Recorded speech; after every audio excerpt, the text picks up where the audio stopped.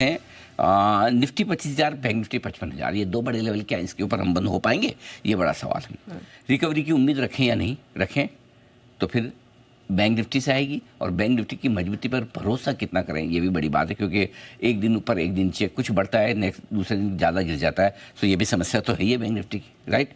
तीसरी बात तो ये होगी। चौथी, सपोर्ट कहाँ है, रुकावट कहाँ है, कौन से हैं वो बड़े लेवल जो आखिरी 1.5 घंटे में आपके लिए बहुत महत्वपूर्ण है।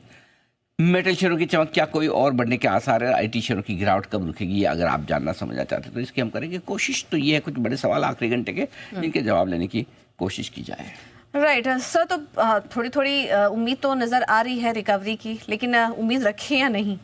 देखिए, पहली चीज़ तो ये कि लगातार 5वें दिन बाजार कमज़ोर है, आज भी छोटी रेंज में कमज़ोर है। बाजार के ओपनिंग और क्लोजिंग की रेंज रोज आप 100 से 150 पॉइंट की देखते हैं, आज भी करीबन 150 पॉइंट की रेंज है। ऊपर में 25,100 के ऊपर आप निकले नहीं, नीचे में 24,950 के नीचे रहे, और इस रेंज के निचले स्तरों पर हैं, और 25,000 के आसपास पिछले कुछ समय से बाजार निफ्टी पर वक्त बिताने की कोशिश कर रहा है। ऊपर आकर टिकने में मुश्किल आ रही है, और लोस के आसपास ही ट्रेड करता हुआ दिख रहा है।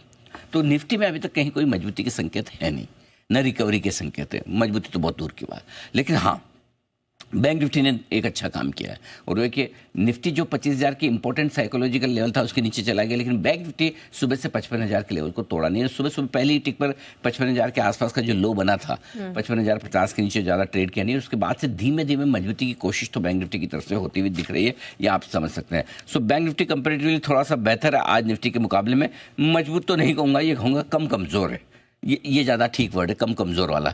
और 55,275 के आसपास का हाई बनाया, वहाँ से 100 पॉइंट थोड़ा सा नीचे जरूर आया, लेकिन कुल मिलाकर ये कह रहा है भी कि मेरा कोई कंट्रीब्यूशन नहीं आपको गिरने में। मैंने कल गिरा दिया था ऑलरेडी, अब आज आप दूसरे एक सेक्टर गिराने के लिए आपके पास ऑटो है, गिराने के लिए आपके पास आईटी है, और जो देखना है देख लो।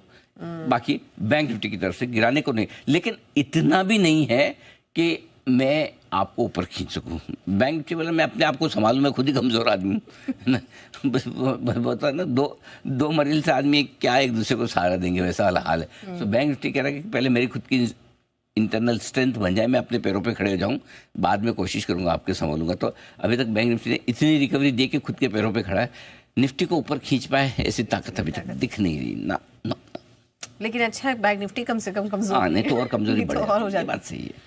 चलिए, लेकिन सर फिर अब इस वक्त इंपॉर्टेंट सपोर्ट और रुकावट के बड़े लेवल्स क्या दिख रहे हैं? देखो, 25,000 के नीचे सपोर्ट लेवल, जो सपोर्ट रेंज बड़ी है आपकी, वो 24,800 से 24,950 की रेंज में मल्टीपल सपोर्ट है, एक आदमी मल्टीपल। 24,950 जो आज का लो है, 24,915 उसके नीचे, और उसके बाद 24,800 से 875 की रेंज में 3-4 सपोर्ट मिल जाएंगे, ढूंढोगे जितने मिल जाएंगे। ऊपर में अच्छा बैंक निफ्टी का भी साथ में दे दूँ आपको, यहाँ पर अच्छा निफ्टी का सपोर्ट लेवल हो गया। निफ्टी में ऊपर 25,085, 25,175 की रेंज है।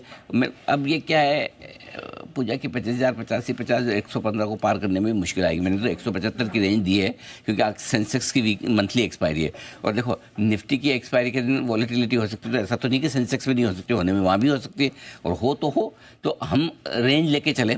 लेकिन मेरा ये मानना है 25,085, 25,115 इसको पार करने में मुश्किल आ जाएगी, निफ्टी से ये भी पार नहीं होगा। सो ब्रॉडली ये मान लो ऊपर में 25,100 के आसपास रुकावट की रेंज है, और वो वायदा खरबार के डेटा भी यही कह रहे हैं। नंबर 1 बैंक निफ्टी 55,000 के आसपास मजबूत सपोर्ट दिखा दिया। 54,825, 55,000 आसानी से नहीं टूटेगा बैंक निफ्टी में, ये भरोसा बनता दिख रहा है। अब ज़्यादा क्लियर सपोर्ट बैंक निफ्टी पर दिख रहा है आज जिस तरह की रिकवरी है। ऊपर 55,350, 55,500 रुकावट की रेंज है। इस रेंज में आने पर थैंक यू वेरी मच, हम फंसे हुए थे, जो भी पोजीशन है जो आप भाव के आसपास आए, एग्जिट करने का मौका समझ गए। बिल्कुल ठीक है, तो ये है लेवल्स निफ्टी और बैंक निफ्टी के। सर अब इसके बाद किन सेक्टर्स पर फोकस करें? फोकस में देखिए मजबूत एक ही है सेक्टर, अभी 2-4 दिनों से आप देखिए मेटल थोड़ी डिप देता है, चढ़ जाता है। खराब खबर पे भी मेटल शेयर बढ़ जाते हैं, अच्छी पे तो बढ़ ही रहे। आज जैसे खबर है कॉपर की, आप देखो हिंदुस्तान कॉपर एफएनओ में रहा नहीं बेचारा, नहीं तो आज लाइमलाइट में होता, आता था टॉप गेनर हिंदुस्तान कॉपर का, लाओ जरा इसको। लेकिन बाकी जिनमें कॉपर है और देखो भेदभाव तो होता है।